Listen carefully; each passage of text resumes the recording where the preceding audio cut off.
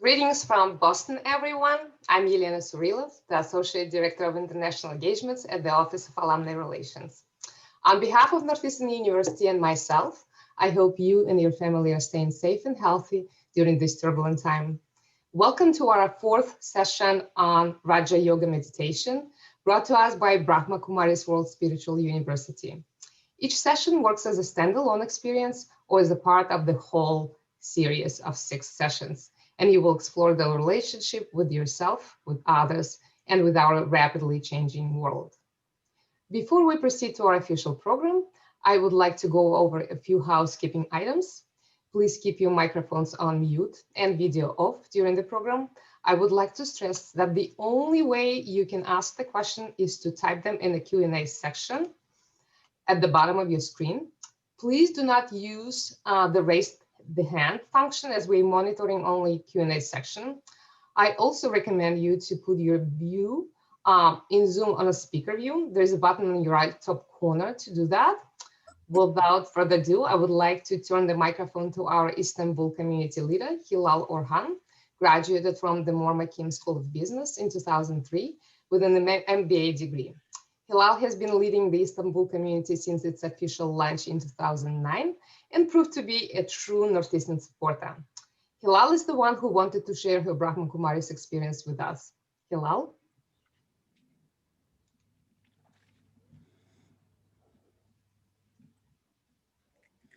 A very good welcome from the capital of Roses in Turkey. I would like to say both welcome and thank you for inviting us, because I'm an alumni of Northeastern and a lifelong student of Brahma Kumari's Spiritual University. You know, the story of how these two universities designed this program is actually the very topic of tonight. It is co-creation. And the preparations for this program itself has shown me actually that one person's initiation has a pivotal moment in its making. And likewise, as if that critical moment is that critical moment now for all of us is like COVID, because the ones who recognize the kinship of their own lives and the ones who felt the oneness with all other beings, say it like animals, say it plants, say it matter, but they all recognize their calling. And that calling was for a random act of goodness. And where I live now, it was in the news the other day, and it really touched my heart, because it was saying in the news that some people paid off debts of total strangers, and they did it anonymously. So that showed me that COVID is not all about despair and hopelessness.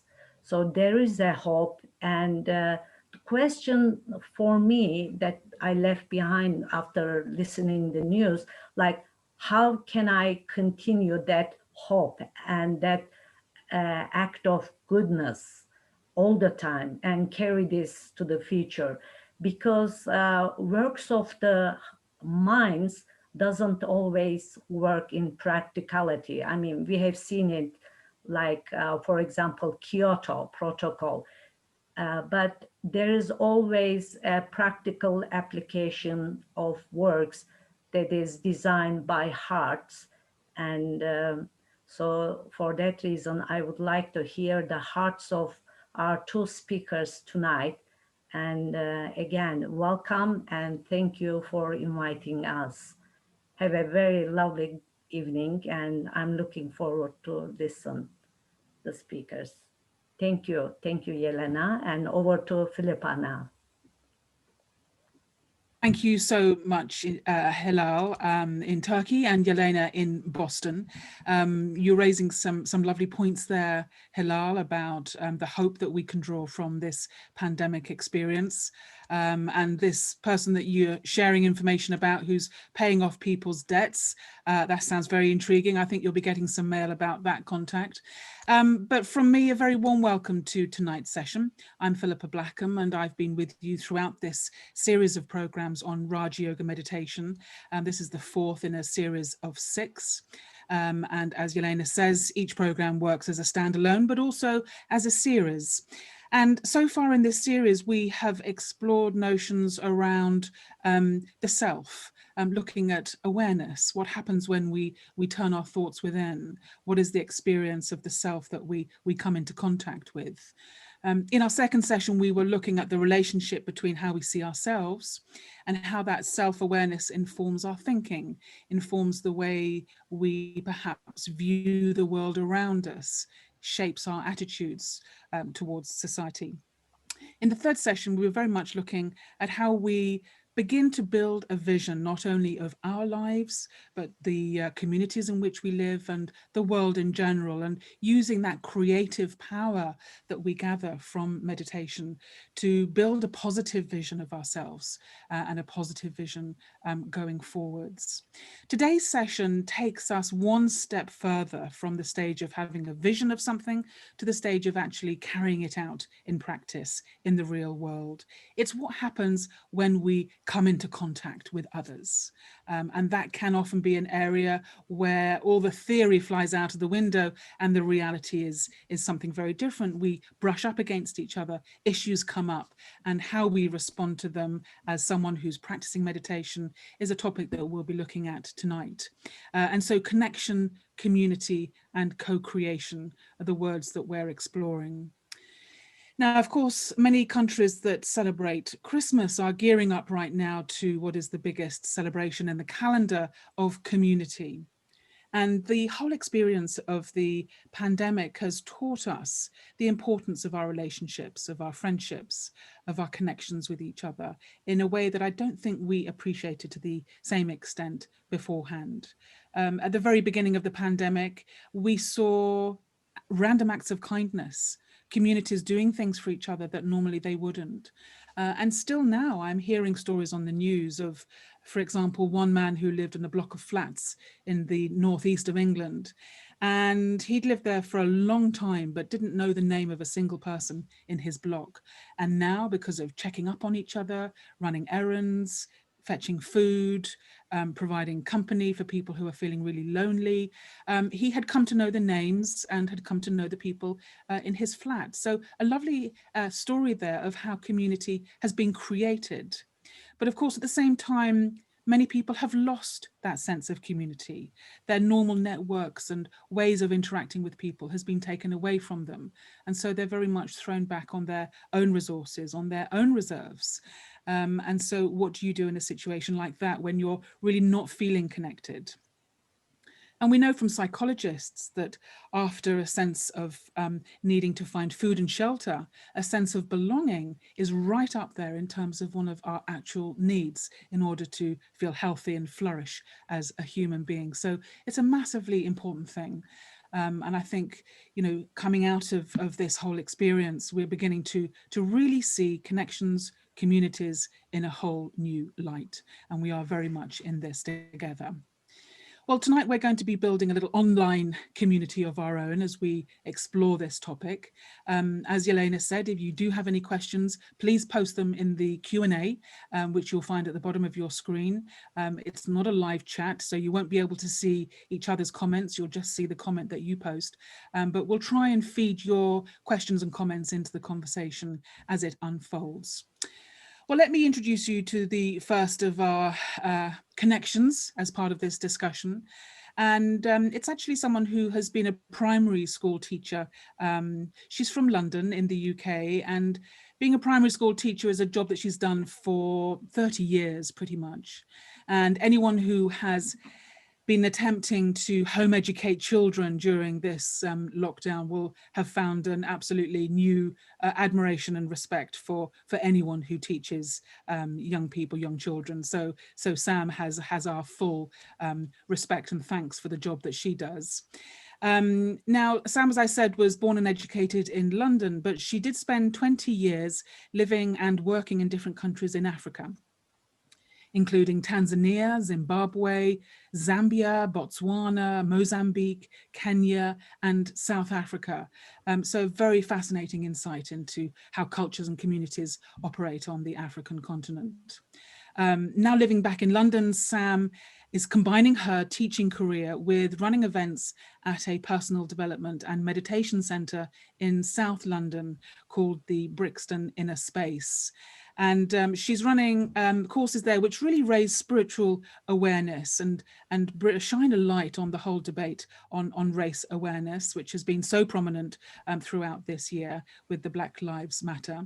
She's also been practicing Raja Yoga meditation for 26 years. Sam, a very warm welcome to our discussion today, and thanks so much for being with us. Thanks, Philippa. Good to be here. Great to have you. Now, as I said in your introduction, you're very much part of different communities. Your mum and dad came over from the Caribbean, so you're, I'm presuming, part of the Caribbean community in London. You're also obviously British yourself, so you've got those community supports, and now you're living in a spiritual community. How do they all hang together? Is it kind of like an interesting melting pot? Does it work for you? I think it's like a dance. I think with each community, you learn so much about yourself. And I think what it is, it's really quite a rich experience where you're able to learn, but also share the differences in those communities. And so I think in terms of my parents both coming from the Caribbean and having that community element, I think as a child, that community was a very important part of my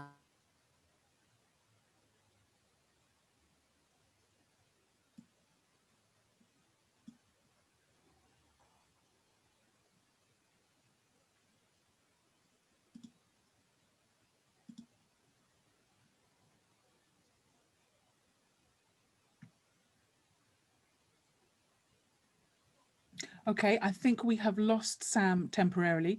Whilst we're getting our connection back with Sam, let me introduce you to our other speaker on tonight's discussion.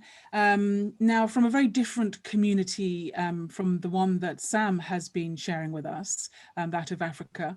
This time it's the countries of South America.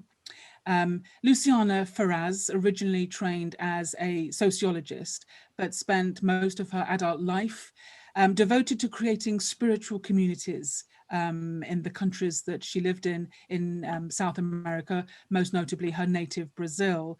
And over the past 40 years, which is the length of time that she has been practicing Raja Yoga meditation, she's been overseeing the creation of around about 40 meditation and retreat centers, both in urban places and also out in rural Brazil. So an experience there of both. And she joins us now from Sao Paulo. So Luciana, a very warm welcome to you, and thanks for joining us too. Are you hearing us okay there? Yes, good evening to everyone. It's a pleasure to be with all of you this evening. I'm very thrilled that it's going to be a wonderful conversation, I'm sure, because this topic is fascinating. And especially now that we are having all this COVID experience, to look on the subject of our communities, I think that it's the most appropriate thing at this moment. Now, we tend to think of the Latin American countries as being very strong on family, very strong on community. From your experience, have these two things really held up and supported people through this experience throughout the year of the pandemic? Has that been intact, would you say? Yes, we have a very particular situation in South America at this moment, because we do have several countries, and not all the countries are very similar. You have countries which have, for instance, very intense indigenous feelings and indigenous communities like Bolivia or Guatemala in Central America, which the indigenous community is very big, and it's more than half of the population. And you have other countries like Argentina or Colombia that, and Brazil that are more like full of metropolitan cities and so on. So you cannot say that all South America is just like similar. But one fact that it's present in all the countries is the Catholic religion, which brings not just that natural inclination and natural love for God, but also especially this feeling of family. The family feeling is very, very strong. And so communities are based in family feelings in our region. And I think that especially with COVID, there are very fantastic aspects that happen in terms of the families that came together, especially when the parents started for this time not working outside, so being able to stay more with their children, probably first time in their lives that they were staying together for so long. But that also arises a kind of art, because when the husband and wife are long-term together during the whole week or the whole day together, of course, some resilience, some natural effort is necessary for the relationship to work with harmony. So I think I see both ways. I think that there are some aspects which are very positive and some aspects which were like some challenges for people who are living together, and especially being family oriented. The grandparents are not so close to the family at this point, because there is like a general awareness that the grandparents are more at risk, so they should not be so close with the grandchildren, for instance. And I know some grandparents that are suffering a lot because of this situation, having to have this connection just through electronic gadgets. So, but this is something that I see around me. It's something that we hear time and again, isn't it? That what people are really missing is not only the face-to-face contact, but also just being able to touch someone and hug someone and feel the physical connection, as well as just the mental connection. That's been an important part. Now, talking of connections, we lost our connection with you momentarily, Sam, but I think you're back with us now. And you were just talking about your experience of doing this dance between the Caribbean community in London, your British connection, and also your spiritual community, and how that all works for you in your life. Is that something that just happens naturally, or do you have to make effort to make that work? I think I would, to a certain extent, it's been natural, because I think my personality has always been to make those connections anyway. And I think growing up in a Caribbean community, it's very much about people. It's very much about connection and making sure that everybody's okay. And so it doesn't matter who used to come to our house as a child, but the door was always open. And I think that generosity of spirit was very much part of what my parents experienced in the Caribbean and then brought over to this country when they came many years ago. And I think that was a very good foundation for me when I went to different countries in Africa, because again, it's the same kind of spirit where the relationship is much more important than just the task. It means tasks are there, but it's also about how you connect and communicate in those relationships. And I really felt that what I saw, though, I saw the influence of my own upbringing in the West, and I'm having to then adapt to that environment, because I saw that I was very much task focused in the jobs that I had in those countries in Africa, as I also worked as a teacher there. And it was interesting how, as a child, the effect of the Caribbean experience was perhaps stronger than as an adult, and working and engaging in different tasks as an adult, I really saw that I had really acquired a lot of Western values. And so it was very nice to kind of make that full circle. When I went back, it was like, wow, yeah, it is about it is about spending 5 minutes and just checking in with how people are. And I remember when I was working in Botswana and I was running the meditation center there and also working in a school very close by. And I'm quite an organized person. So I'd go there early in the morning and I'd want to get all my supplies ready, pencils, papers, and I'd go to the office and I'd say, oh, can I have 10 pencils? They'd say, Samantha, good morning. How are you? You know, how's your mom? And I thought, yeah, absolutely. The pencils, the paper can definitely wait. And it wasn't just saying it for the sake of it, but it was really about checking in and finding out how we were, because every day is a new day for people. And then coming back to the spiritual community where you've got all different ages and all different cultures, that really is a dance because we're all coming from our own experiences. And I think it's really about finding the commonality and really connecting to what's brought us together in this spiritual community. And I think it is about making that connection with the self and really making a genuine, deeper connection with each other based on core values. And I think what's nice is that when you are practicing something collectively, when you do go off, you know, you do have those off moments, then it's that understanding that brings you back to what really matters. And what really matters is that connection. Absolutely. And I really want to talk more about, you know, what is it that really matters? And, you know, that story that you just shared of the teacher, and is it in Botswana? Yeah. You were coming from your Western sort of very task-oriented approach where, you know, we've got this strong work ethic where you get the job done and you focus on the job in hand. And, you know, sometimes the people in the process can be second.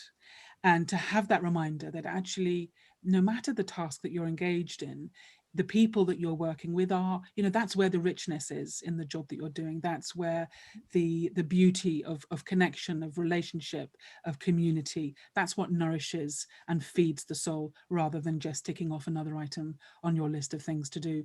And, you know, I think for me, this whole conversation is really about reminding to come from the heart when we so often are focused on what's going on in our head. So before we go any further, I think it would be really lovely to just do precisely that, to just bring ourselves into the heart and just allow whatever it is we've been doing up until this point in the day to just dissolve and melt away, and to really bring our energies together in this time that we have got together. So Sam, if I could ask you to just lead us in a little moment of centering and self-reflection as we gather our thoughts, that would be super. Okay, so just sit comfortably now. And we're at the end of the week and so many things have happened. And I think this time now is really a chance to just really connect to ourselves and be really present, just letting go of all the things that happened from the beginning to the week to where we are now. And for that, just to do a little sort of focused exercise to make sure that we're really present with ourselves and each other. And just to bring your awareness to where you're sitting and the sounds in that room. But now just see if you can really focus on the most distant sound that you can hear.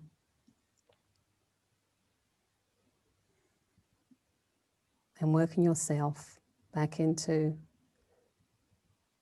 this space where you're sitting, taking note of all the sounds.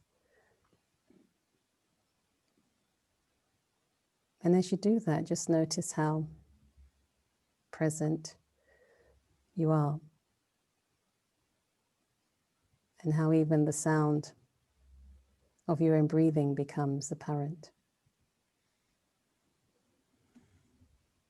And as you breathe in and as you breathe out, just notice how the chest rises and falls.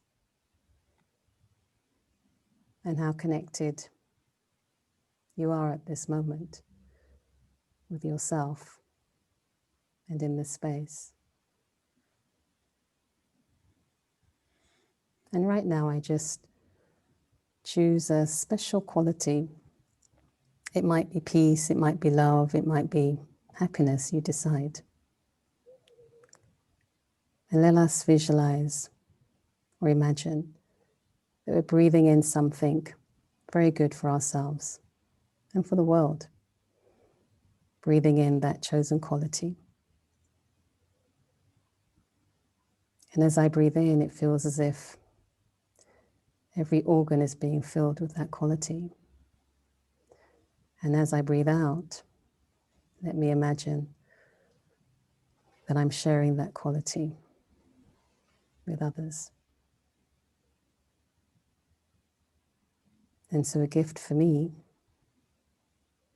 and a gift for others, just by focusing on one virtue, one quality.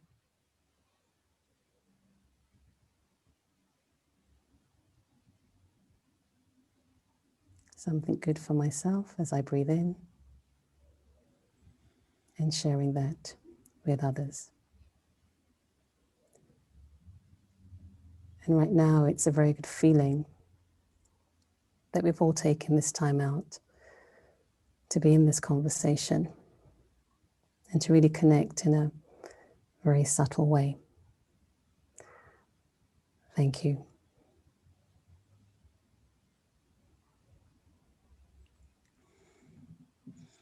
Thank you very much indeed, Sam. I had the ticking clock as my outside sound, which I was able to bring to my breathing, which I was able to then just drop inside and really feel that sense of expansive light. And we had that beautiful picture there of the point of light, which we've been referring to throughout this series as being a representation of the self as a non-physical being, as a being of light energy, an eternal light energy situated here in the center of the forehead. So that just becomes an aid in bringing our thoughts to a single point. So thank you, Sam. Luciana, we're talking here about community and connection, and you've been working for 40 years in Brazil, having discussion and conversation with people about what really matters in their life. What would you say it is about a sense of community and feeling connected to a community that we find so important? Why is that something that we crave so much? I came in contact with the Brahma Kumaris when I was very young. I was still in the university, so doing my degree on sociology and anthropology, and I have chosen this this career or this study because of this sense of understanding the other, understanding the society, understanding the communities that we live in. For me, that was very, very important. But as soon as I came in contact with this university and started to be very involved with it, I noticed that it was very important for me to understand and to work with this community in the sense of that to be part of a spiritual community is what helps me to grow, which helps me to develop spiritually and as a human being. Because when you are involved in a community, you have in the community a kind of mirror, so that whatever you are feeling, whatever you are thinking, whatever you are planning, this community is a mirror for you to see how you are, if you are going in the right direction, if you are moving towards your goals. So this was a very important thing. And also the relationship with others is crucial in this work of spirituality that we have been involved in Raja Yoga. What Samantha said about her experience in Africa is very much what I experience here in my country, though I have traveled all around the world and I know some 40 countries. And in South America, especially, I have been many times to many countries, but I've been based my whole life in Brazil, not just in Brazil, but in the city of São Paulo. So it has been my main place. And it has been very interesting how though I am based in one place, there is this feeling of learning from different cultures and different kinds of people. And I think that I've been taking a lot of support from my spiritual community, because it's not just like learning spirituality or learning more the subtle aspects of life, but I think that I've been developing my own personality, my emotional side. Everything of my life has been towards this frame that it's through Raja Yoga. So I feel in a way very fortunate to be able to be guided by people who are so knowledgeable, so wise in my journey. And I've been seeing that my community, not just the small community that I live in terms of the ones that are in contact with me on regular basis, but all this larger community that I'm serving is very much a community, like Samantha was saying, you know, a community that gives priority to the relationships, that give priorities to the attention that you give to them. And I've been seeing in my community that not all of the people that I am in contact with are ready to choose or to follow a spiritual lifestyle. They can experience some aspects, but especially the aspects that require more discipline, Brazilians are not ready to follow. They are not very disciplined kind of person. They are more like creative, more freestyle, more flexible. But that has been also a wonderful opportunity, because we have like different people in contact with different levels of closeness. So it's a very large community that we feel like a family, like a spiritual family. And this brings us also to this understanding of what is really this humanity it's all about. Because I think that one of the things that are crucial in the world that we live nowadays is this lack of brotherhood and sisterhood. I think that if the world would be more connected as a family, with a brotherhood and a sisterhood, I think that so many of the problems of the world would be resolved. So in this work that I do here, especially in Brazil and in South America, I think that the feeling of expanding this feeling of family, including others, is very, very important. That you, I love that point. Yeah, you make others to feel that family is not just the sense of blood connection, but you know, you can create many bridges so that people feel included, people feel that they can that they feel safe in your presence. I think that that's very, very important. I mean, Sam, this really speaks to the heart of a lot of the work that you do, which is about building bridges between communities, certainly the Black community and the white community in South London. And in a way, what Luciana is saying there is that when we reach out to a community, what we're really doing is reaching out to a group of people who resonate with the same vibration, who hold the same values, who try to see the world in the same way. And that isn't for everyone necessarily going to be the family that they were born into, or even the community that they were born into. That we do in our lives have to go on a journey to find that sometimes. And that is perhaps what we're looking for. But in that search for community, along the way, we can push others away who we feel are different from us or other than us. Can you say a few words about your own thinking around this journey of how to embrace others who we perceive as different, and how to build a sense of community that can both include that, but also give us what we're needing from the community that we're part of? Yeah, it's a very good question. I think it really relates to what Luciana was saying, and you use this word safe, Luciana, and I think for me that's the bottom line. And I think when you do feel secure in any connection, then it's like you can really relate and you can really feel the pulse of each other. And I think when you're growing up in a world where race is an issue, where you're racialized in different types of identities, then that does create a division. And people will say, well, now we're in 2020 and it's, you know, it's much better.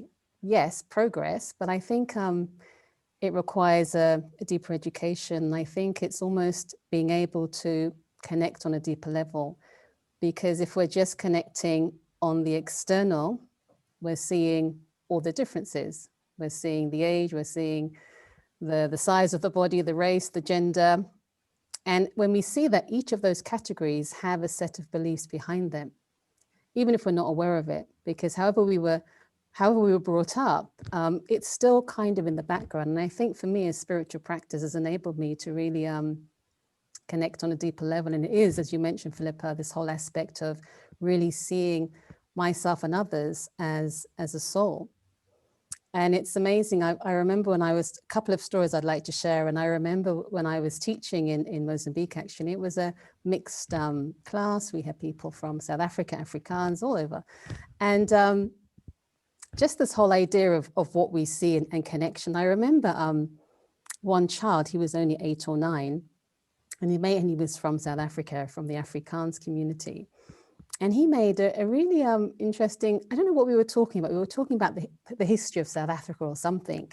And he said, he made a comment actually about Black people in South Africa. And I said, oh, that's not a very nice thing to say. And he said, but I'm not talking to you because you're not Black, you're brown. And it was because we had a relationship. It was as if whatever he said, I didn't fit into that. And I just really appreciated how much he's been socialized and conditioned in a sense, in terms of whatever he's hearing in his household. But again, because there's a connection, it was as if I didn't belong in that category. It was very interesting, you know, and to see the way he was kind of understanding that. But the other aspect I want to share also was when I was in South Africa and we were doing the meditation course. And one lovely practice that we have is this connection where we just share very beautiful energies, our energies with each other. And so what we do, we actually, you know, look sort of just here where you focused last, Philippa, in the center of the forehead, and we do this in pairs. And so I'd asked this group, which was very diverse, to find a partner and to do just that. And the atmosphere in the room was incredible. It's like maybe 7 or 8 minutes. But what struck me at the end is when they said that for the first time, and they all said it, and there were different racial groups, what they said was that it was the first time that I didn't see the color of the skin. And in South Africa, that's a big thing to say. And what they really connected with was the heart. And what they really saw was, in fact, whatever you want in terms of those qualities, I want the same. And this whole idea of kind of coexistence. So I think when we're seeing the external, then there is a separation. And I think it really is about being able to connect internally and really connect to the values, the qualities that we all are. Can I just share one more story about this aspect of being safe? Because I think for me that is crucial. And this is going back now to when I was teaching. Well, I wasn't teaching, I was living in South Africa, and a parent came up to me and said, you know, would you mind coming to our school to do a little meditation exercise? And I said, what age are the children? They were like, oh, I'm not 5 to 7. I was like, okay, 5 to 7. And what was interesting about this school was that the parents had created the school because their children did not fit into mainstream. Some had ADHD. They were, you know, they were kind of excluded. So the parents came together to create this lovely community for their children. And the children were really succeeding. And so, you know, they came in like screaming out of the playground, like 30 of them. I thought, how are we going to like get them to meditate? And so they all lied down. And what was interesting when we did that creative visualization, and when I said, how was that? How did you feel? You know what they said? I thought they were going to say I felt peaceful because that's the words I was using. What they said though was that we felt safe. And I have goose pimples because I kind of felt, well, are we as adults creating that environment for children to feel safe? And they were as young as 5 or 6. You know, they want in a bubble, and we took them to this magical land, you know, as you do. But that, I never forgot that they felt not peaceful, happy, but they felt safe. And I think that's the foundation for building community. That's brilliant. I will likewise never forget that story. And I think, you know, feeling safe is not something we take for granted in the world as it is at the moment, especially the younger generation growing up. You know, there's a lot of reasons why they don't necessarily feel safe. And I know, Luciana, in the communities in Brazil, you've got, again, quite a mixed population. You've got Japanese, you've got Lebanese, you've got the whole Catholic community, and you've also got the whole slum communities and the kind of the drug gangs and the communities that form around that. And community can sometimes be a reason for people to be divided. They divide one community against the other. Is that something that you have done work with in the Raja Yoga meditation outreach that you have done in Brazil, and how has that gone? We have been very open to bring whatever the values that we have been sharing to all kinds of communities. And I think that what Samantha was saying about a safe environment is very important also in terms of feeling protected. In Brazil, we don't feel in general very protected because of the level of violence that there is in the communities and in the societies, mainly because of the drug dealers, especially when the drug dealers live inside of the main towns, for instance. So we have been working with some of them. And I remember that during one of our projects, we have especially worked with the shoe shine children, their community. And it was just amazing to see those very young boys, like 7, 8 years old, and already working because they had to help their families, though it's not legal. It's illegal to work before 16, but they had to work to survive, to help their families.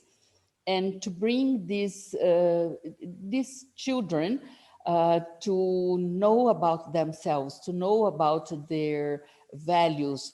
And it was during that project that we had Global Cooperation for a Better World. So it was wonderful to see how these children, they were open. And I can give you a story, an example that I lived here. We were helping in one of those communities of where the youngsters, they are like jail for one, like a reformatory for youngsters, like a kind of jail for them. And we were doing the whole year this work with them. And at the end of the year, we had like some kind of celebration or something like this. And so I asked them the question, who do you like the most in your life, you know? And 99% of them said that it was their mom. And I was very surprised, why not the father and the mother? So I asked them again, so why your mother is your loved one? And they said, because the mother is the one who comes to visit us. The mother is the one who brings us clothes. The mother is the one who brings us sweet. The father hardly go and visit the children, their children there. And you see, and what I felt, it was, though this, all these young people less than 18 years old, they were in a closed type of environment. They all had that same feeling, that same love, that it's the basis of the human heart, the basis of human personality. All of us need the same. So if we change the vision towards the other, if we change the vision towards whatever we are seeing on each other, it makes a big, big impact. I remember one of our students, she was coming by car to our morning meditation. And our morning meditation is quite early, around 6:30 in the morning. And then when she was coming, in one of the traffic lights, she was like a young guy, very young, 13, 14 years old, just knocked at her window, and he requested her, "I want some of your money," and so on, "give me your wallet." And she was very peaceful at that moment, and she just looked into his eyes, and she just said, "I am going to give you my wallet, but first I want to tell you one thing. Do you know that you have very beautiful eyes?" Mhm. And the young boy just became melted, because, you know, like in this environment of violence that we live here, people react or with violence or with fear. And nor violence nor fear is a good response for whatever we are facing. And just that act of recognizing the young boy behind that position or behind that mask of being a thief, someone who is a human being, first of all, just melted him. And he just responded to her saying, "Do you really think like this, auntie?" He called her auntie. Sweet. And didn't take her wallet. But that was not the main part of the story. But the main part of the story, it was just to see how each one of us need this recognition for who we are, before what we do, how much we have, from which kind of family do we come. But just that recognition is very important. And in Brazil, it's a very violent country. And in Latin America in general, we have, I think, the most violent countries in the world. I think that there was a research at some point, which were the most violent countries in the world. And from a list of 100 countries, I think half were in Latin America. Wow. Very violent. But it's still, the nature of the people is very good. The nature of people is very jolly, it's very friendly, it's very light, it's very, you know, like easily you can meet people and enter into a conversation. So though there is this violence, it's amazing how people still interact with that friendliness. And I think that these are very beautiful values that we here in the Brahma Kumaris help to cultivate and help to develop in whatever community, whatever group we are working with. It's very interesting that those two systems are operating side by side. On the one hand, the violence and you know, the whole gang culture, but at the same time, the openness, the friendliness, the warmth, the heart connection. I find that very interesting. And I know, Sam, as well, in the work that you're doing, this whole aspect of projecting all the negative onto someone else and labeling them as other or as unwanted or undesirable.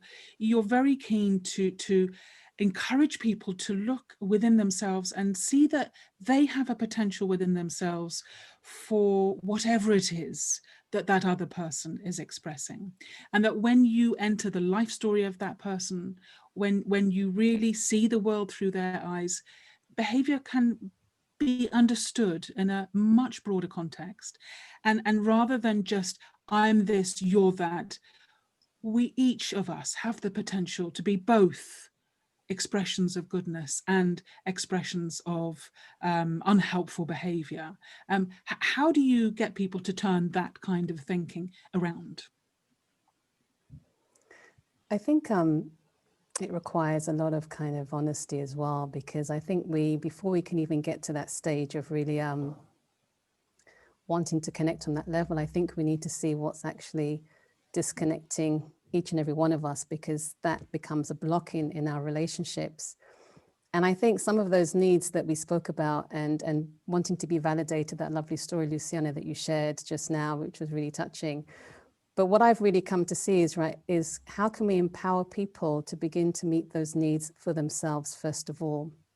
What tools can we give them? Because if I don't have a sense of value for myself, then I'm not going to be able to, I can fake it, but I'm not really going to be able to value from the heart somebody else. And so I think that's been my own kind of journey personally. But when I do teach or share, I really encourage people to start to do that, because there's so much capacity within ourselves that we haven't even begun to tap into. And I think for me, through Raja Yoga meditation, that was a door in which I could begin to see that there's potential and then to begin to use it in action. And I remember one event, one particular theme that we had for our conversations with Brixton, and we have a monthly conversation, which is called Let's Talk Race, and we have a different theme. And one of the themes was my blind side, and what am I taught to see and not see? And I think in terms of how we're educated socially, even in terms of our education in school, we're not often taught to see ourselves in a positive way, because success is measured by what you achieve in terms of your grades and all of that. And so that becomes the benchmark for success. And then you've always got a group of people that don't always seem to achieve at the same rate as others. But I think when you actually, on a spiritual level, when we understand that success is about really being happy. I mean, if you ask like 200 people, what do you want? Doesn't matter what age they are. They might say, I want a big car, I want this, I want that. We say, why you want that big car? Why you want that? And they'll say, because I want to be happy. I want to feel peaceful. And we're all searching for the same thing. We just search for it in different ways. And so if we can create a method, and I think for me, meditation is that method where people can find that from the inside, no matter what the age, then I can, stop looking outside, and I can begin to connect to my own truth. And if I feel that connected internally, then I'm able to express that externally in a very natural way. I mean, I think one of the things that people do deal with is this whole idea of rejection and opposite acceptance. And I think that starts with ourselves, because for me personally, it's about really embracing my whole story and not rejecting any part of my own experience. Because if I do reject myself on that level, then I think without even consciously being aware, I'm going to project that rejection on others. And so I think it's a journey. It's a journey. And I think it definitely starts with my own relationship with myself, and knowing that that is definitely going to come into my external relationships with other people, no matter who they are. And so I really feel it's that, and it takes courage. I'm not going to say it's like plain sailing, but I think it really takes courage. And I think what motivates perhaps all of us who meditate is because we want to have real connections with each other. You want to have authentic conversations. Well, maybe talk for myself. I can't talk for anybody else. But, I want that authenticity in my connections. And I can't have that unless I have that with myself first. So very much what we're saying here is that before we look outside of ourselves for connection and community, we need to first of all look within ourselves and see what kind of connection do I have with my own inner being, and the community of all the different aspects of myself. How well are they all getting on, and not being blind to particular aspects, because that will prevent me from seeing fully what is in front of me. But what do we do in a situation where we have experienced some kind of real pain? That connection has led us to very overwhelming senses of, loss, bereavement, disappointment, rejection, othering. What is the journey from your perspective of welcoming that part of who I am into the picture of how I see myself, in order for me to fully be with others and not allow that inner pain to become a boundary, a barrier that prevents me from fully connecting with other people. I'll come to you in a moment, Luciana, but for you, Sam, how do you deal with the pain of being on the receiving end of abuse? Yeah, I mean, I think that's a really good question, and it's a challenging one, I think, because experiences of pain vary between all of us. But actually, very recently, there was an incident for me, and what it brought up was actually deep feelings of rejection and sadness that I didn't even know was there, and it was so deep that I couldn't even meditate. Actually, I felt there was like a block. But what I wanted to understand what that was, and I kind of what I didn't do, I didn't distract myself, which is what I can do, like get really busy and just. But I just went through the sorrow of that feeling actually, and I kind of held it. And it's not that I didn't have a solution. I didn't know what word to say, but I was aware that that was coming from a very deep part within my own being. And maybe not even this life, but when I believe in reincarnation, but many, many, many lives before. And I just held that. And I went through the feelings of that. And I think what helped was that I didn't resist it.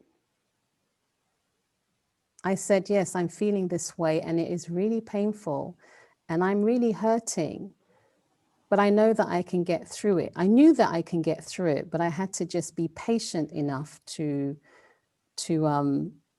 go through that process.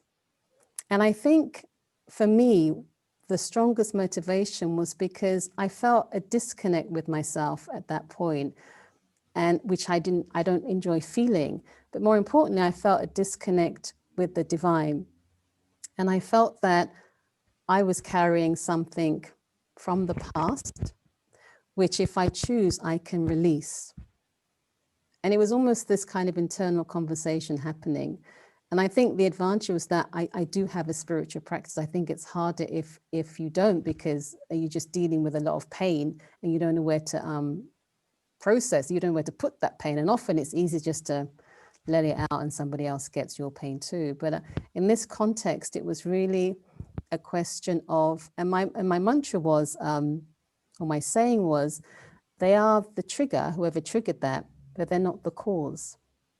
And I think people can trigger different things in us. They can trigger happiness, they can trigger all kinds of things in our relationships. And that's, as you were saying, Luciana, that's why in this kind of spiritual community, it is a mirror, because you're around so many different people from different backgrounds.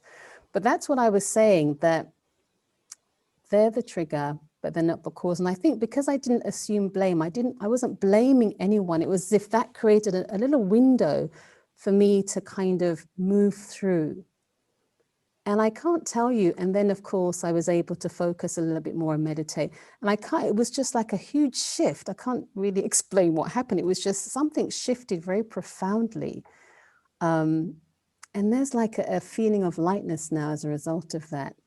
But I had to go through, and it was a good week or so. I was like just holding this, oh, okay, here it is. It's all right, you know.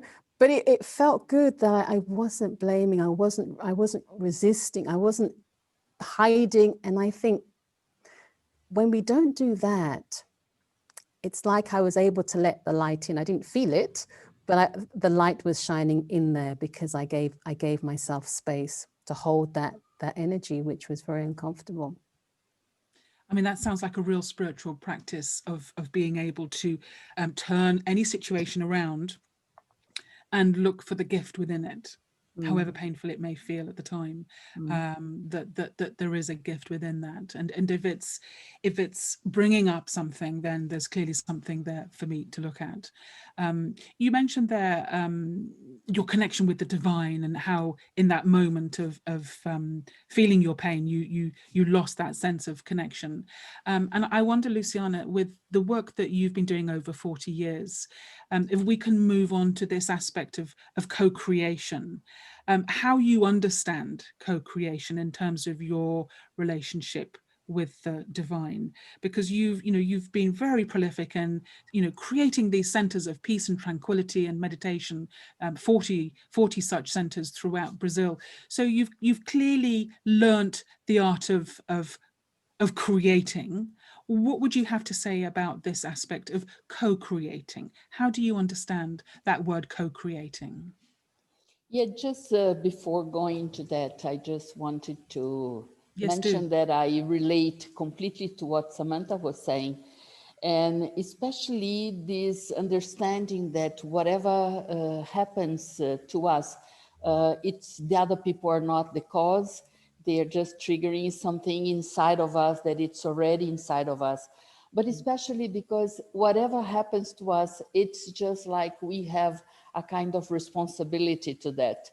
It is like a part of whatever the other is doing or how the other is reacting. Somehow it's also created by me. So I think that whenever we think about having a share of the responsibility in what is happening, I think that becomes lighter, because we don't blame others, like Samantha was saying, but you just work on yourself. And I think in that way you can put the relationship right in a way. Or it takes time, but I think that it dissolves the pain or the sorrow that we are feeling. But this aspect of co-creating, I think that has been crucial for me, has been really important. Many times I had that feeling that I was not capable to create or to run these Raj Yoga centers that we have about 40 places now in Brazil in all these years. And I felt that maybe I didn't have the capacity or I didn't have the maturity to be able to run them. And I always got the support of the ones more experienced than me, but always the support of the divine. I always kept in my mind that, like it was not my work, but I was like having a partner. I was having someone that I could rely on. And I say someone because I see my relationship with the divine as something very vivid. I don't see the divine as just like a very a formless light or whatever. I see it as an energy that has all the benevolence, that has all the wisdom. So it's just like to plug my mind or to plug my consciousness in this divine personality, let us say. And so I take from this connection whatever I need in terms of the strength. Maybe I am not capable, maybe I am not able, don't have the strength, sufficient strength and power to do it myself. But when I plug into this divine personality, it's just like receiving all the power and all the light and all the wisdom and the qualities that I need for that moment.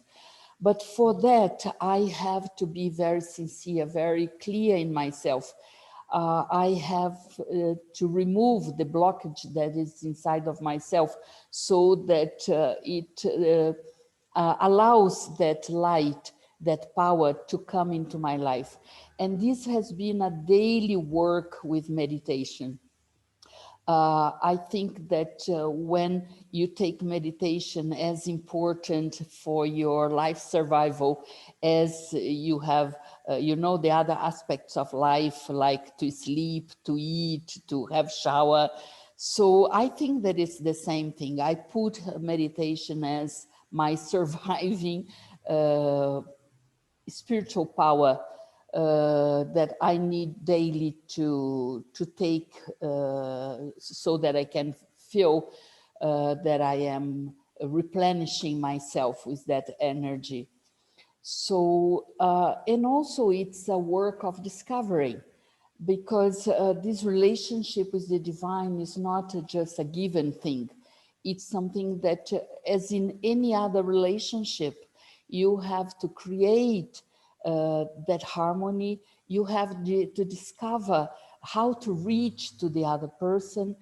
And also, whenever I feel that my behavior has not been according to what was the best, or if my thoughts were not so clean and clear as I wanted to be, I feel that there is a kind of interference in this connection with this wise computer, let us say, that we could call the divine. So it's just like the plugging in is not so easy. So I have to be always looking to myself, how clear, how clean, how truthful, how sincere I've been in my efforts with myself and also in this relationship.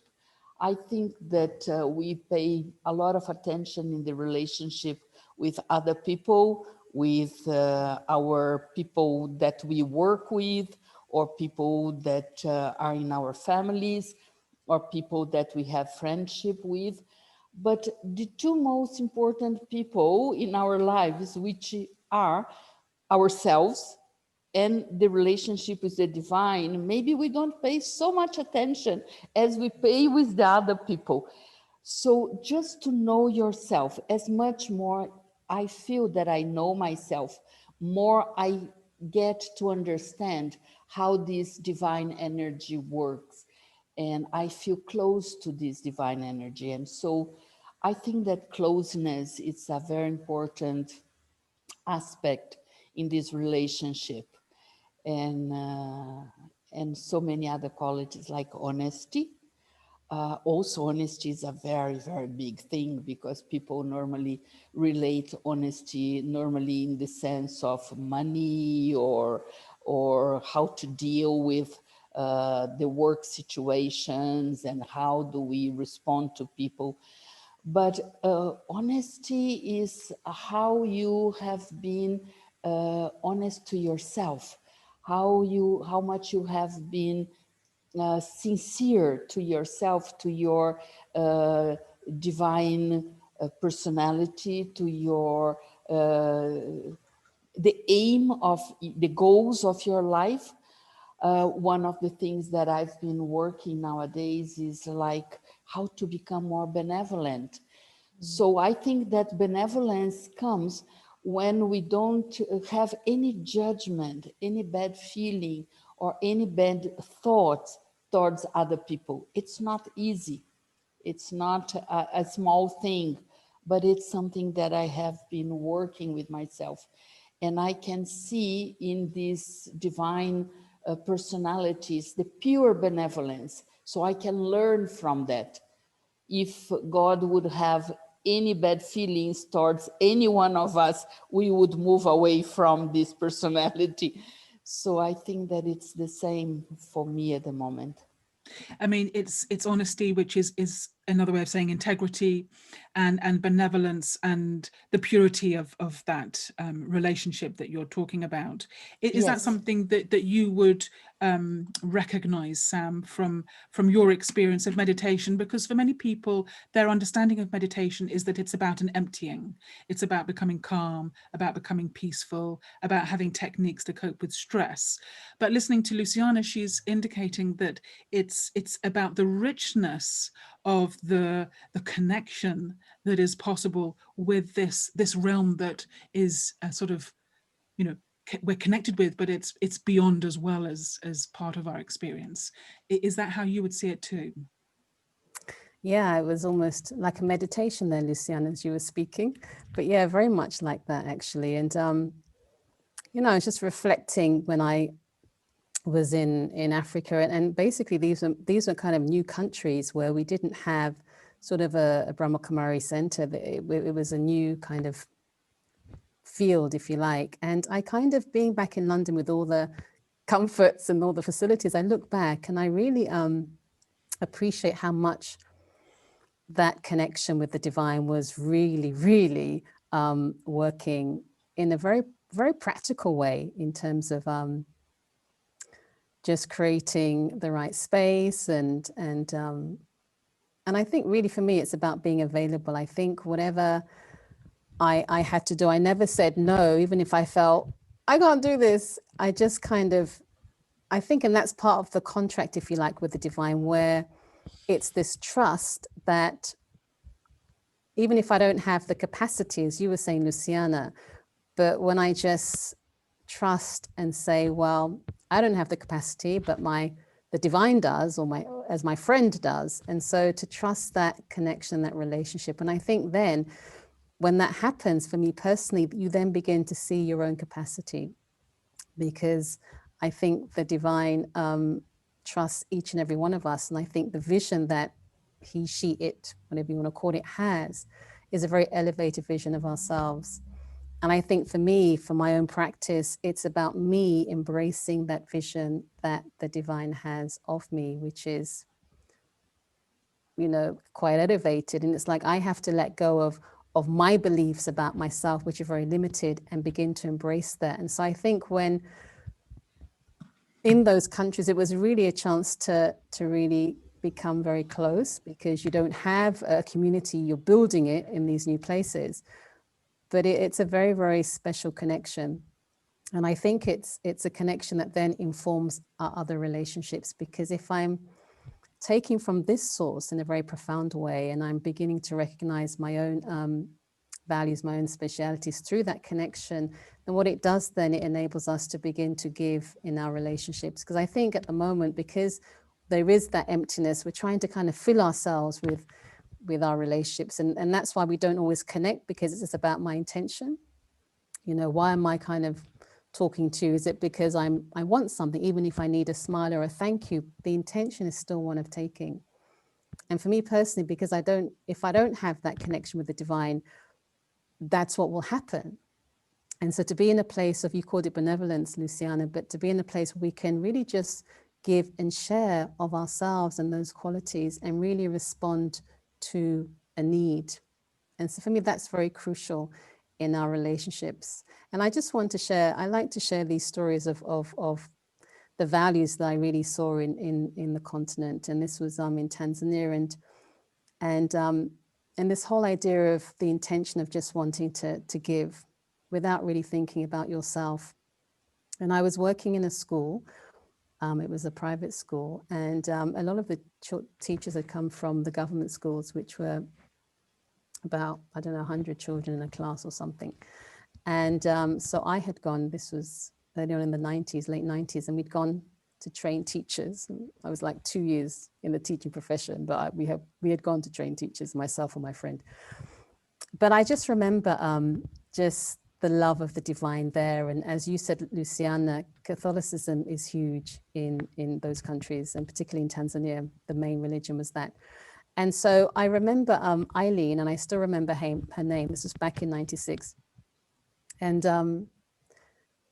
she was sharing a story how, you know, the last night, she was just thinking about the next day, because she only had a limited amount of funds. She just had about enough money to get the transport to work, but also to give her son the money to buy some snack during the break, his break time.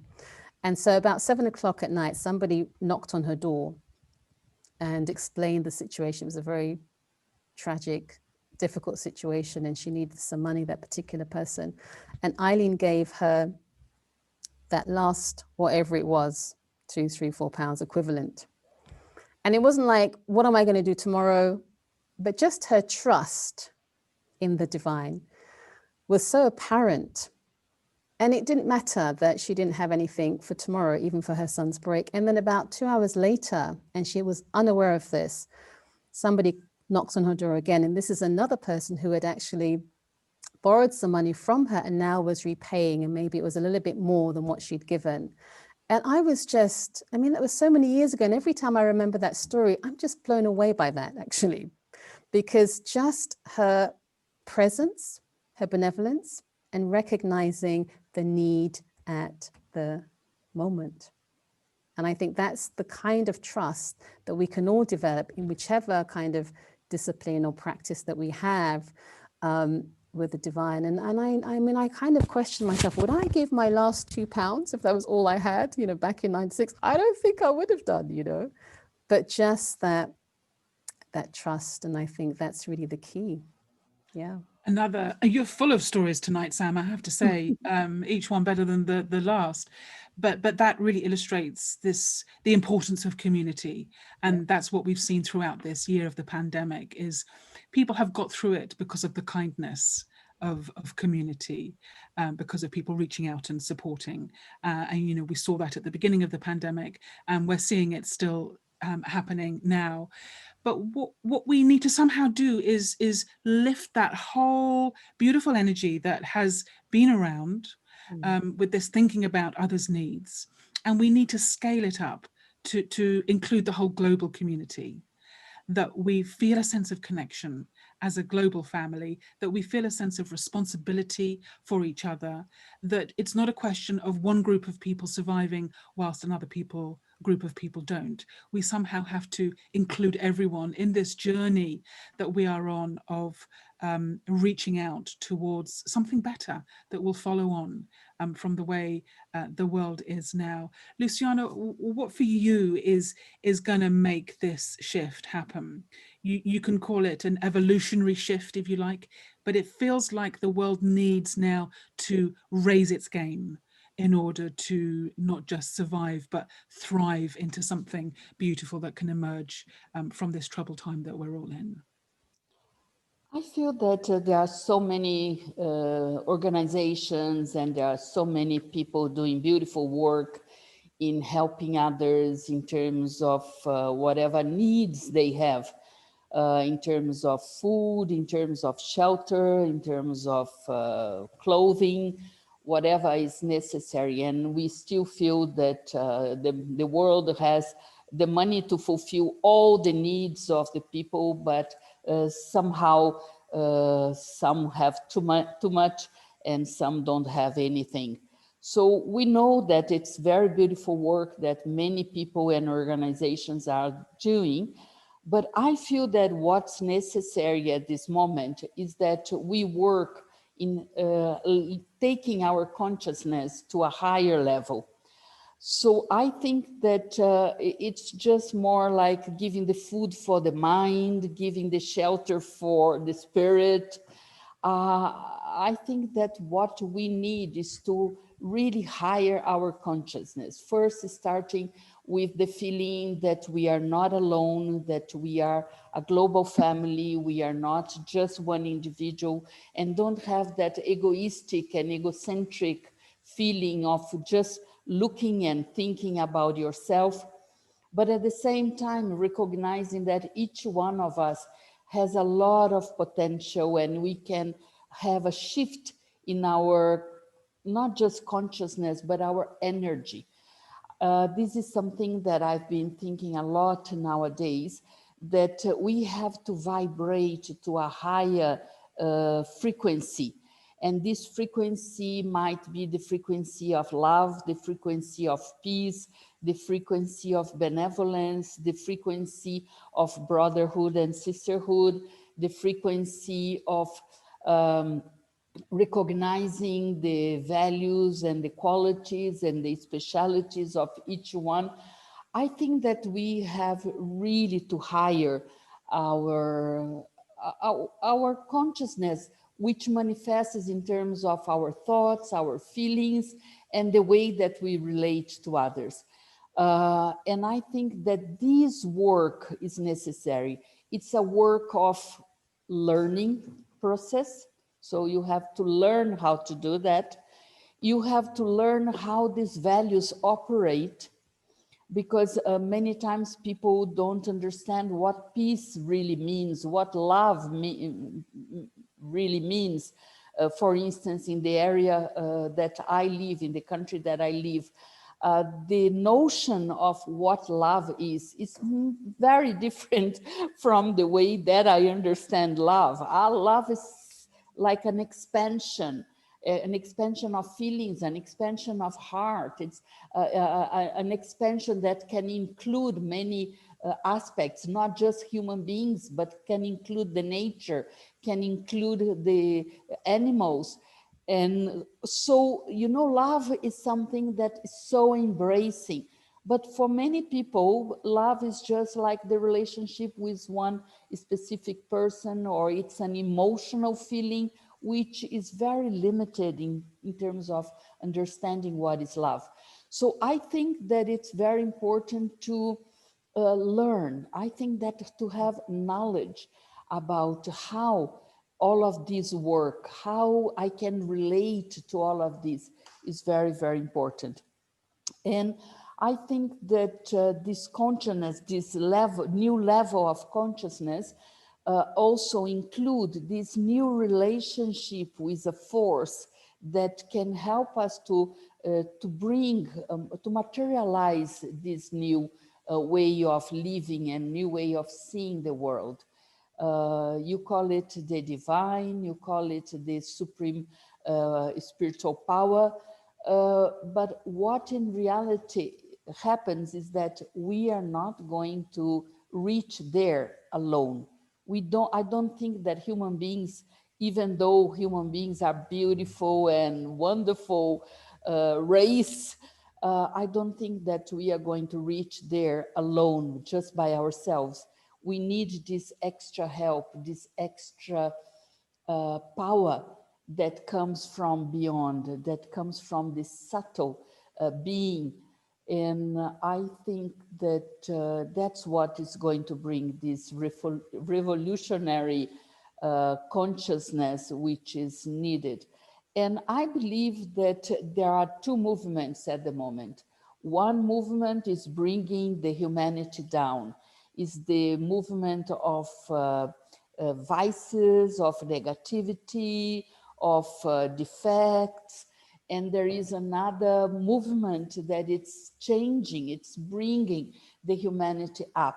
So here is the choice. I choose to be with this movement that it's bringing everyone up. And I want or to avoid or to change or to influence the ones who are bringing the humanity down.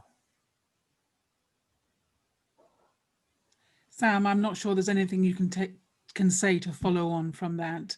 Luciana has really ended on this absolute jewel of insight, which, you know, to put in a few words is, you know, we need to raise the vibration of that which we are connecting with. Absolutely. And it's I mean, as simple as that.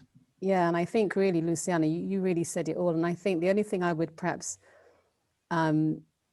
say as an addition or just a repetition is just that, you know, we really can't solve the issues from the same kind of level. It's like, as you were saying, we need to raise our consciousness, our vibration, to begin to see what's going on in our lives so that we find the solutions to deal with them. We cannot deal with them at the same level. And that's what we often try to do. And then we get stuck. And as you rightly said, I think I'm just repeating what you said really, but it is that connection with the divine, which is, I feel, our right. And it's the only way that we're really going to begin to unlearn what we've learned. And I'm talking about unlearning even the definitions of these virtues like love and peace and happiness, because we have almost a kind of a limited way of seeing them and beginning to really experiencing them as they really are. And that's only possible, as you shared, Luciana, when we really have that connection with the divine and we really tap into what pure love is and pure joy is. And so really, I think but one thing I'd like to say though, and this is something I've been also thinking about, is this whole idea of, you spoke about, you know, it's a choice. Do I descend or do I ascend? And which side do I choose to go on? I think it is a choice, but I think more so now it's almost like one continuum, you know, and it's like I have the weakness on this side and I have the strength on this side. And whatever happens in my day, I can kind of fall back to this side, but I always feel that it's through the weakness that we see our greatest strengths too, and we can learn for that. So I try to avoid, and sometimes I don't always manage, seeing everything as sort of right or wrong or strong and weak, because I think both can teach us something. And I often think it's the weakness that can highlight this divinity that you're talking about, Luciana, within ourselves. So I just wanted to add that, really. I guess it's by having the darkness that we can recognize the light is another way of putting that. And I think it was Albert Einstein who said, you cannot solve a problem from the same level of consciousness that created the problem in the first place. You know, we have to look now to another source of higher consciousness, and that is what we're doing in meditation. It would be lovely to just have a moment of this experience that you've both so beautifully and eloquently spoken about, this experience of the presence of love, of the presence of joy, and how we can really plug into that and use that energy to fill our hearts, to fill our lives, and for that to spread out from everything that we're doing in our day-to-day. So as Sam began our session, Luciana, it would be lovely if you could just close us with a few thoughts in your own meditation. I mean, as you've been speaking, as Sam has said, it has been like a meditation. So I don't quite know what you're going to give us above and beyond what you have already, but maybe let's just have this time together as we bring our thoughts to a close. Yes, sure. So if we can be very comfortably in our chairs and wherever we are, and just for a moment pay attention on our breath, because that can help us to connect with our body, bring us close to ourselves.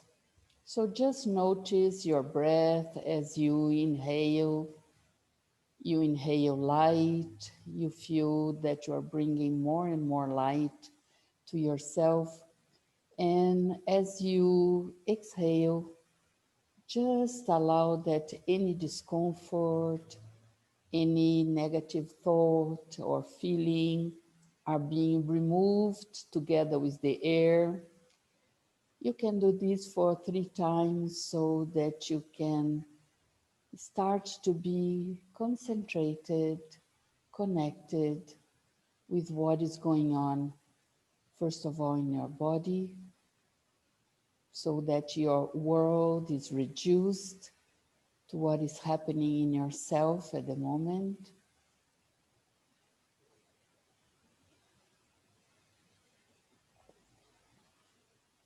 And after feeling lighter, more illuminated, very comfortably, you can take your attention to the center of your forehead, where the light, the living light, where the seat of consciousness is located. And you can just bring to yourself these memories of who you really are. I am. I am this being of light. I am this metaphysical light. I am different from my body. I am a subtle being. I am pure consciousness, pure energy. And it's just not a energy without form or feelings, but it's a pure energy. It's a peaceful energy. I am peace. This is my original quality. And as I feel that I'm peaceful, I can feel all the other qualities inside of myself. I can experience that I am love. As I radiate love around me, I can just share what is inside me. Light, peace, love. And this resonates around me and creates a vibration of happiness, a vibration of contentment. Contentment from who I am. I don't need anything or anyone to be happy because I am this happiness. And these qualities give me strength. I feel powerful, powerful in myself. I don't have and I don't need authority over others, but I have power inside of me. I can think, I can feel whatever I choose to feel. And I'm just immersed in this vibration of pure energy, pure love, pure vibrations. I can just spread around me.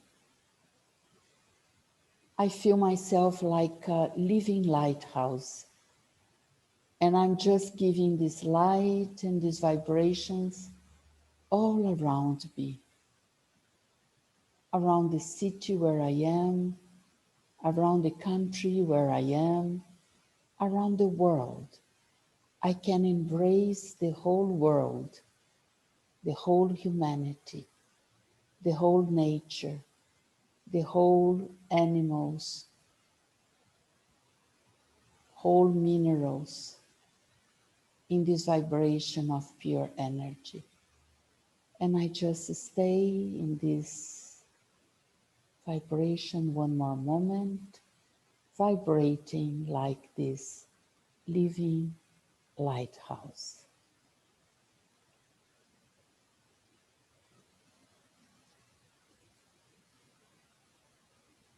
And I just come back, feel my body once again, but keep with myself this light, this love, this power.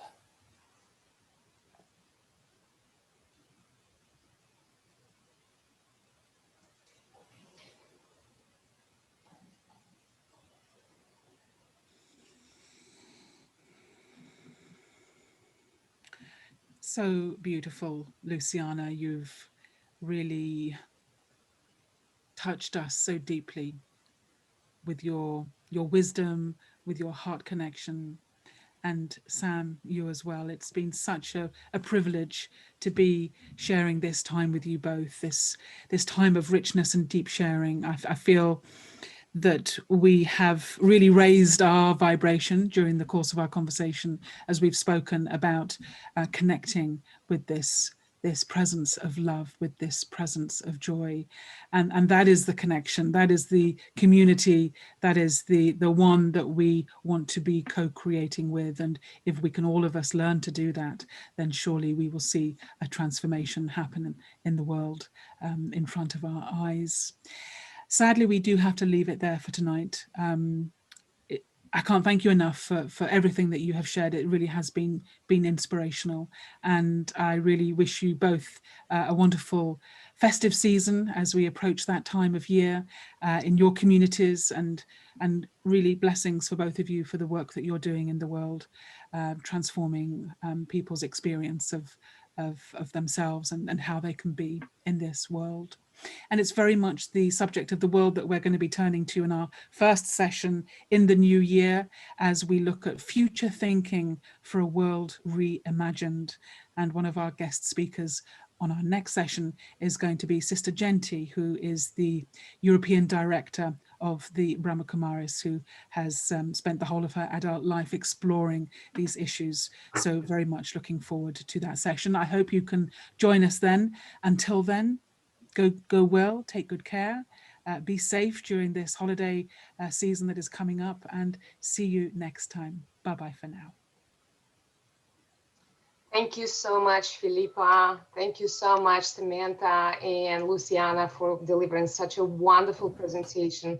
Thank you so much, Hilal, for bringing this wonderful opportunity to us. And a huge thank you goes to a person who orchestrated the whole series for us, Margaret Barron, who also has been studying Raja Yoga meditation with Brahma Kumaris University for over 25 years.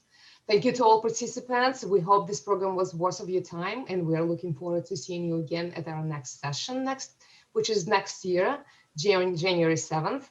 And again, as Filipa said, it's called Future Thinking for World Reimaging. Well, have a great day, evening, at night, everyone. Thank you. Bye-bye.